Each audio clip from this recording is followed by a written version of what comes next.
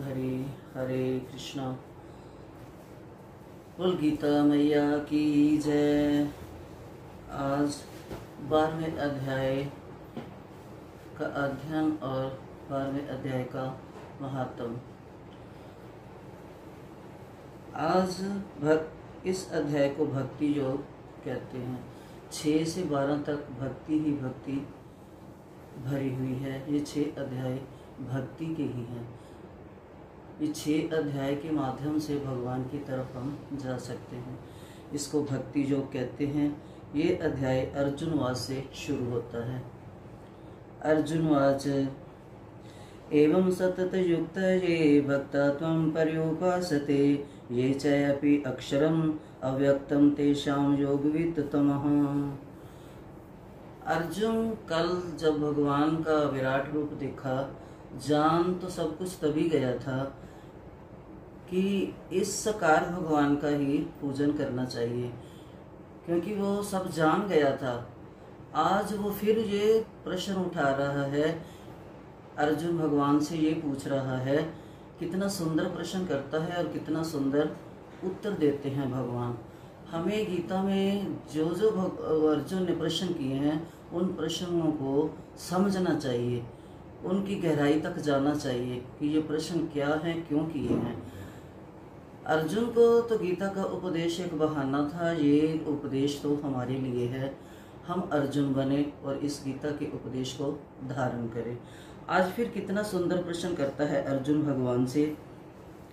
अर्जुन कहता है कि जो आपकी सेवा में सदैव तत्पर रहते हैं या जो अव्यक्त निर्विशेष ब्रह्मा की पूजा करते हैं, इन दोनों में से किसे अधिक पूर्ण सिद्ध माना जाए। सब कुछ जानते हुए भी अर्जुन आज पूछ रहा है। वो किसके लिए पूछ रहा है? हमारे लिए पूछ रहा है। और भगवान कितना सुंदर उत्तर देते हैं। भगवान कहते हैं, श्री भगवानोवाच मयि अवश्य मनोजे मां नित्य युक्ता उपासते श्रद्धा प्रयोपेता ते युक्ततमा मता। भगवान कहते हैं कि जो लोग अपने मन को मेरे साकार रूप में एकाग्र करते हैं और अत्यंत श्रद्धा पूर्वक मेरी पूजा करते हैं, जो सदैव मेरी पूजा में लगे रहते हैं, वे मेरे द्वारा परम सिद्ध माने जाते हैं। सदैव पूजा कितना अच्छा शब्द है। सदैव पूजा का मतलब कि जो भगवान की पूजा में लगे रहना। कैसे लगे रहना? जैसे भगवान के लिए भोग बनाना। अगर भोग बनाएंगे तो भगवान के भोग के लिए बाजार से कुछ सामान लाएंगे, वो भी भगवान के लिए ही हम बाजार जाएंगे, भगवान के लिए भोग बनाएंगे, फूल लेके आएंगे, हार बनाएंगे, भगवान को पहनाएंगे, भगवान को स्नान कराएंगे, भगवान को वस्त्र पहनाएंगे, वो वस्त्र धोने, भोग वाले बर्तन साफ करने, आरती करने, आरती की पूजा के बर्तन साफ करने, जो भी काम है वो सारा भगवान के लिए करना। ये है सदैव लगे रहना। तो सारा दिन जब हमारा भगवान के कार्यों में लगेगा, हमारा मन भगवान की तरफ बढ़ेगा। कितना सुंदर समझाते हैं भगवान कि जो मेरी पूजा करने में सदैव लगे रहते हैं। सदैव का मतलब यही है कि जो काम करो वो मुझे समर्पित करके, वो कर्म मुझे समर्पित करके करो तो भगवान खुश होते हैं। कितना सरल उपाय देते हैं ना। उन्होंने इसमें कोई भी मुश्किल काम नहीं है कि जिससे हम भगवान की प्राप्ति ना कर सकें। सबसे सरल भगवान ने भक्ति मार्ग ही कहा है। लेकिन जो लोग, भगवान कहते हैं, जो लोग इंद्रियों को वश में करके तथा सबों के प्रति समभाव रखकर परम सत्य की निराकार कल्पना के अंतर्गत उस अव्यक्त की पूरी तरह से पूजा करते हैं, जो इंद्रियों की अनुभूति के परे हैं, सर्वव्यापी हैं, अकल्पनीय हैं, अपरिवर्तनीय हैं, अचल तथा ध्रुव हैं, वे समस्त लोगों के कल्याण में संलग्न रहकर अंततः मुझे प्राप्त करते हैं। जिन लोगों के मन परमेश्वर के अव्यक्त निराकार स्वरूप के प्रति आसक्त हैं, उनके लिए प्रगति कर पाना अत्यंत कष्टप्रद है। जाते तो वो भी भगवान के पास ही हैं, लेकिन उनका जो रास्ता है वो बहुत कष्टदायक होता है। भक्ति का जो रास्ता है ये सरल मार्ग है। भगवान ने भक्तों के लिए ये भक्ति सरल मार्ग रास्ता बनाया है।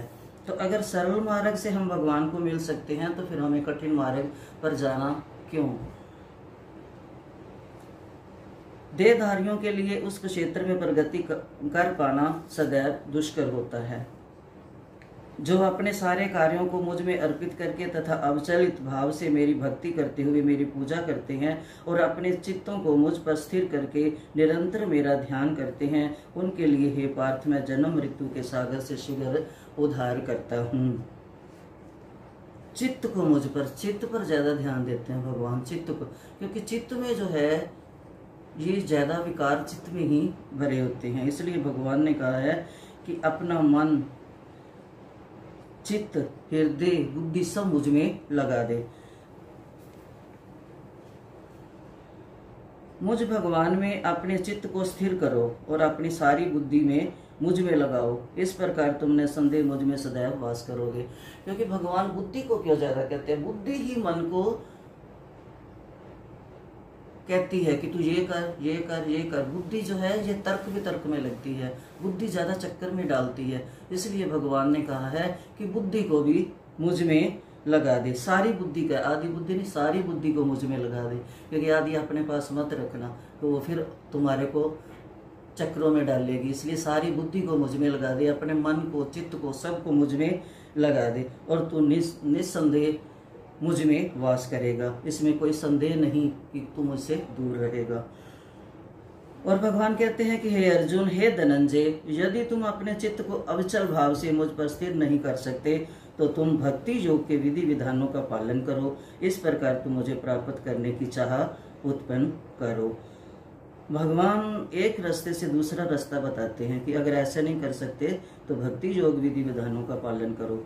फिर कहते हैं कि यदि ऐसा भी नहीं कर सकते, भक्ति योग के विधि विधानों का भी अभ्यास नहीं कर सकते, तो मेरे लिए कर्म करो, कि जो कर्म तुम करो वो मेरे को अर्पण करो, वो मेरे लिए करो। भगवान कितना सरल सरल उपाय बता रहे हैं अर्जुन को। अर्जुन हम बने और हम भी ये भगवान की कई हुई बातों को धारण करें। अगर हमने जीवन की बुलंदियों को छूना है, जीवन की ऊंचाइयों को पाना है, तो ये भगवान के उत्तरों को अर्जुन बनकर हमें धारण करना चाहिए। फिर भगवान कहते हैं कि तू अभ्यास नहीं कर सकता तो मेरे लिए कर्म करने का प्रयत्न कर, क्योंकि मेरे लिए कर्म करने से तुम पूर्ण अवस्था सिद्धि को प्राप्त होंगे। किंतु यदि तुम मेरे इस भावना अमृत में कर्म करने में असमर्थ हो तो तुम अपने कर्म के समस्त फलों का त्याग कर कर्म करने का तथा आत्म स्थिति होने का प्रयत्न करो। कितना सरल कहते हैं। अगर कर्म भी नहीं कर सकता तो तुम उसका फल मेरे निमित्त कर दे, उसका फल त्याग दे कि मैं ये कर्म कर रहा हूँ तो मुझको भगवान ये फल दे, वो इच्छा त्याग दे, फल मेरे अर्पण कर दे। यदि तुम ये अभ्यास भी नहीं कर सकता तो ज्ञान के अनुशीलन में लग जाओ, लेकिन ज्ञान से श्रेष्ठ ध्यान है और ध्यान से श्रेष्ठ कर्म फलों का त्याग है। क्योंकि ऐसे त्याग से मनुष्य को मन शांति प्राप्त हो सकती। जब त्याग ही कर दिया तो शांति अपने आप आएगी। जब हमारी इच्छा ही खत्म होगी, सब हमने इच्छाओं का त्याग कर दिया तो फिर शांति आएगी मन में, फिर मन विचलित नहीं होगा, फिर अपने आप ही अंदर से ही शांति उठेगी। जो किसी से द्वेष नहीं करता लेकिन सभी जीवों का दयालु मित्र है, जो अपने को स्वामी नहीं मानता और मिथ्या अहंकार से मुक्त है, जो सुख दुख में संभाव रहता है, सहिष्णु है, सदैव आत्मतुष्ट रहता है, आत्म संयम है, तथा जो निश्चय के साथ मुझ में मन तथा बुद्धि को स्थिर करके भक्ति में लगा रहता है, ऐसा भक्त मुझे अत्यंत प्रिय है। जिसने किसी को कष्ट न पहुंचाया हो तथा जो अन्य किसी के द्वारा विचलित नहीं किया जाता, जो सुख दुख में भय तथा चिंता में समभाव रहता है, वह मुझे अत्यंत प्रिय है। मुझे ऐसा भक्त जो सामान्य कार्यकलापों पर आश्रित नहीं है, जो शुद्ध है, दक्ष है, चिंता रहित है, समस्त कष्टों से रहित है और किसी फल के लिए प्रयत्नशील नहीं रहता, वो मुझे अतिशय प्रिय है। जो फल भगवान कहते कर्म कर, फल मुझ पे छोड़ दे, तो जो फल भगवान पे छोड़ता है वो भक्त भगवान को बहुत प्रिय लगता है। जो ना कभी हर्षित होता है, ना शोक करता है, ना पछताता है, ना इच्छा करता है, तथा शुभ तथा अशुभ दोनों प्रकार की वस्तुओं का परित्याग कर देता है, ऐसा भक्त मुझे अत्यंत प्रिय है। कितने सुंदर लक्षण बताए हैं भगवान ने भक्तों के। जो मित्रों तथा शत्रुओं के लिए समान है, जो मान तथा अपमान, शीत तथा गर्मी, सुख तथा दुख, यश तथा अपयश में समभाव रखता है, जो दूषित संगति से सदैव मुक्त रहता है। ये सबसे बड़ा विशेष है कि संग से संग देखना कि हमारा संग कैसा है। कुछ संग जो है वो बुरी तरफ लेके जाता है। हमेशा सत्संगत ही करनी चाहिए। अगर हम सत्संगति करेंगे तो हमारा मन विचलित नहीं होगा, क्योंकि हमारे को अगर कोई मिलता है तो वो, अगर कोई वैष्णव मिलेगा, कोई भगत मिलेगा, तो क्या होगा कि हमारी जो बात होगी उसमें कृष्ण की बात होगी। हम एक दूसरे से यही पूछेंगे कि तूने आज गीता पढ़ी, तूने आज कितनी माला करी, तूने नाम जप किया, तूने आज भगवान की पूजा करी। अगर कोई दूसरा विषय जीव मिलता है तो वो क्या, वो विषय की बातें करेगा, वो दुनिया की बातें करेगा। उसने मेरे को ऐसे बोला, उसने मेरे को ऐसे बोला। तो संगत का बहुत प्रभाव है। इसलिए भगवान ने कितना सुंदर शब्द कहा है कि जो दूषित संगति से सदैव मुक्त रहता है, ऐसी संगति से परे रहना चाहिए। जो सदैव मौन और किसी भी वस्तु से संतुष्ट रहता है, जो किसी प्रकार के घर बार की परवाह नहीं करता, जो ज्ञान में दृढ़ है और जो भक्ति में संलग्न है, ऐसे पुरुष मुझे अत्यंत प्रिय हैं। जो इस भक्ति के अमर पथ का अनुसरण करते हैं और जो मुझे ही अपना चरम लक्ष्य बनाकर श्रद्धा रहित पूर्ण रूपेण संलग्न रहते हैं, वे भक्त मुझे अत्यधिक प्रिय हैं। कितना सुंदर भगवान ने भक्तों का सरल सरल मार्ग बताए हैं। इसमें से अगर एक भी श्लोक जो है वो अगर हमारे हृदय में उतर जाए, अर्जुन का प्रश्न और कृष्ण का उत्तर, तो हमारा जीवन सफल होगा, हमारा जीवन सार्थक होगा। क्योंकि गीता का हर अध्याय, हर श्लोक एक गूढ़ रहस्य है, एक गहन रहस्य है। अगर वो समझ में आ जाए, गीता का हर श्लोक एक हीरा है, गीता का हर श्लोक एक डायमंड है, गीता का हर श्लोक एक कोहिनूर हीरा है। अगर हम हाथ में अंगूठी पहनते हैं, उसमें हीरा लगा होता है तो हाथ की शोभा होती है। अगर ये डायमंड रूपी श्लोक जो है हमारे शरीर में, हमारे अंदर उतर जाएं, हमारे हृदय में उतर जाएं, तो हमारा सारा जीवन चमक जाएगा, हमारा जीवन सुंदर बनेगा। क्योंकि गीता हमारे जीवन को चमकाने वाली है। गीता जीवन के संघर्षों को दूर करती है, गीता हमारे मोह को दूर करती है, गीता हमारे संशय को दूर करती है, गीता भय को दूर करती है, गीता हमारा मान है, गीता हमारा सम्मान है, गीता पढ़ना हमारा धर्म है, गीता हमारी प्रेरणा है, गीता हमारी माँ है। जैसे माँ अपने बच्चे पर सारी ममता लुटाती है, ऐसे गीता मैया से हमें वात्सल्य, ममता, प्यार, दुलार, कृपा, करुणा सब प्राप्त होगी जब हम गीता मैया की शरण में जाएंगे। गीता जो है ये एक गीत है, गीता मैया संगीत है, गीता भगवान की दिव्य वाणी है, गीता भगवान का सुंदर उपदेश जो अर्जुन को माध्य बनाकर हमारे लिए दिया है, ये विश्व के कल्याण के लिए है। गीता सारे विश्व के लिए है। गीता सब पढ़े। गीता पढ़ने से हमारा मन शुद्ध होगा, हमारा चित्त शुद्ध होगा। जब मन चित्त शुद्ध होगा तो हमारे विचार भी शुद्ध होंगे। गीता को सुंदर स्थान देना चाहिए। सुंदर स्थान कौन सा हो? हृदय से ज़्यादा सुंदर स्थान कोई हो ही नहीं सकता। इसलिए गीता को अपने हृदय में स्थान दें। गीता अपना मुख्य अंग बनाएं।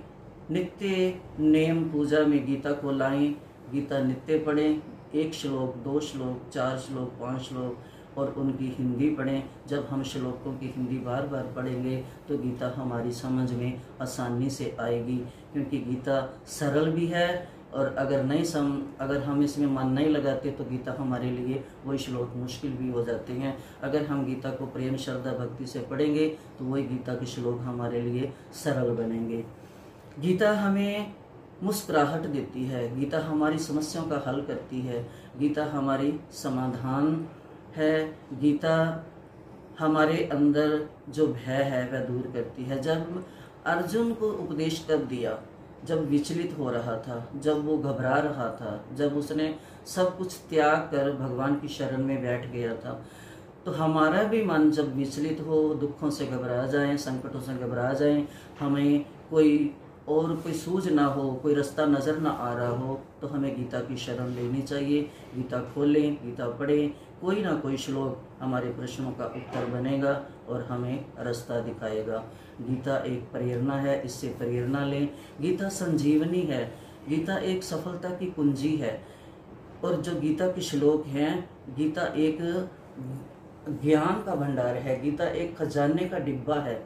अगर हम इसमें से कुछ खजाना ले लें तो वो हमारा जीवन अनमोल बना देगा।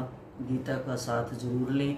जैसे हमने अगर कहीं दूर रास्ते में जाना होता है तो हम सोचते हैं कोई हमारे साथ दूसरा हो, ताकि बातचीत करते रास्ता जो है वो आसान हो जाता है और सरल हो जाता है और जल्दी छोटा रास्ता हो जाता है, बातों बातों में पता नहीं चलता। ऐसे अगर हमने जीवन रूपी रास्ते में, जिंदगी रूपी रास्ते में अगर हमने गीता को साथ ले लिया तो हमारा रास्ता जो है ये सरल होगा और हमारा जीवन धन्य होगा। इसलिए गीता को जरूर पढ़ें, मन में धारें। गीता जो है ये एक मुख्य अंग बनाकर जब हम अपने साथ रखेंगे तो गीता को हम पहचाने कि गीता दिव्य भगवान का रूप है, गीता भगवान है। अगर हम ये सोचेंगे कि गीता वांगमयी मूर्ति है भगवान की, तो इससे हमें प्रेम होगा। इसको हम हृदय से लगाएं, गीता अपने हाथ में रखें, गीता साथ में रखें। गीता से दुलार करें, प्यार करें। गीता मानसिक तनाव दूर करती है, मानसिक दबाव दूर करती है।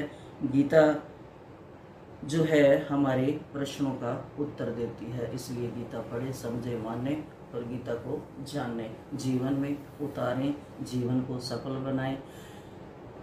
गीता का महात्म विष्णु भगवान लक्ष्मी माँ से कहते हैं कि एक दक्षिण देश में राजा था जिसका नाम सुखानंद था। उसी राज्य में एक लंपट रहता था और उसका वैश्य गणका से प्यार था। वो दोनों मंदिर में रहते, मांस खाते, मदिरा पीते, दुष्कर्म करते और माँ बहुत दुखी भी होती थी लेकिन कुछ बोलती नहीं। एक वहाँ पर ब्राह्मण भी उस मंदिर में माँ देवी की पूजा करता था। उस एक दिन उस ब्राह्मण ने माँ देवी की बहुत दिल से पूजा की तो माँ प्रसन्न हुई और प्रकट हुई। माँ ने कहा, हे ब्राह्मण, अगर कोई उनसे पूछता था तुम दोनों यहाँ क्या करते हो तो झूठ बोल देते थे कि हम देवी माँ की पूजा करते हैं। तो माँ ने उससे प्रकट होकर ब्राह्मण से पूछा कि तुम्हें क्या चाहिए। तो ब्राह्मण ने कहा, मुझे धन संपत्ति जो कुछ चाहिए था उसने बोल दिया। माँ ने कहा, मैं तुझे सब कुछ दूंगी पर तुम इन दोनों का उद्धार कर। माँ इतना कहकर माँ अंतर ध्यान हो गई। वो ब्राह्मण सोचने लगा, अब क्या करूं। उसने नारायण भगवान का तप किया। जब नारायण भगवान खुश हुए तो गरुड़ पर चढ़कर आए और बोले कि हे ब्राह्मण, मैं तेरी तपस्या से खुश हूँ, मांग, तेरी क्या कामना है। तो उस ब्राह्मण ने कहा, हे नारायण, मैं माँ भगवती की पूजा करता था। माँ भगवती ने प्रसन्न होकर मुझे दर्शन दिए और मुझसे इन दोनों का उद्धार करने के लिए बोला। तो नारायण भगवान ने बोला कि हे ब्राह्मण, ये बहुत सरल उपाय है, तू इन दोनों को गीता के 12वें अध्याय का पाठ सुना, महात्म सुना। तो भगवान चले गए। उस ब्राह्मण ने ऐसे ही किया, उन दोनों को बिठाकर गीता के 12वें अध्याय का महात्म सुनाया। उसके सुनते ही उनकी देह छूटी, उन्होंने देवदेही पाई। ये जो ख्याति थी ये सारे राज्य में फैल गई कि उस ब्राह्मण के ऐसा करने से उन दोनों की मुक्ति हुई है और माँ ने प्रसन्न होकर उसको दर्शन दिए हैं, नारायण ने प्रसन्न होकर उसको ब्राह्मण को दर्शन दिए हैं। तो जो राजा था वहाँ का, उसने उस ब्राह्मण को बुलाया। उसका कोई पुत्र नहीं था। उसने उस ब्राह्मण को सारा राजपाट सौंपकर आप जंगलों में तपस्या करने के लिए चला गया। तो ये गीता का महात्म कितना वो है कि जो एक ब्राह्मण को राजा बना देता है, एक पतित आत्मा को पवित्र करके भगवान के धाम में पहुंचा देता है। ये गीता का महात्म है। गीता के महात्म को सुनकर हमें भी इस पे विश्वास करना चाहिए कि गीता पतितों को तारने वाली है। गीता भूत जैसे, प्रेतों जैसे को तार देती है, तो हमें भी तारेगी। इस विश्वास से गीता को पढ़े, माने, जाने और जीवन में उतारे। बोल गीता मैया की जय, बोल श्री बांके बिहारी लाल की जय। सबको मीठी मीठी हरे कृष्णा।